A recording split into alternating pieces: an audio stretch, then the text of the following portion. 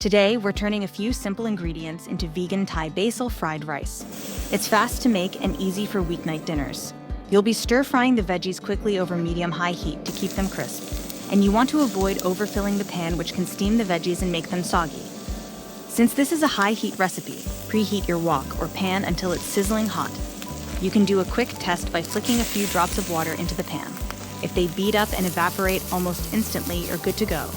Thai fried rice stands out for its use of jasmine rice and fragrant ingredients like garlic, Thai chili pepper, and, of course, Thai basil, which adds a peppery and nice-like aroma that sets it apart from other fried rice dishes. Use leftover jasmine rice that's cold and at least a day old. It fries up better and stays firm without turning mushy. Be sure to break up any clumps as you stir for even cooking. I season the rice with a sauce that gives a salty and sweet balance that makes Thai fried rice so good. Stir everything together until the rice is coated and starts to get some crispy bits. Finally, add the Thai basil. Stir it in right at the end so it stays fresh and vibrant. And that's it. A vegan Thai basil fried rice. Simple, fast, and full of flavor. Visit nutsandtwigs.com for all the details.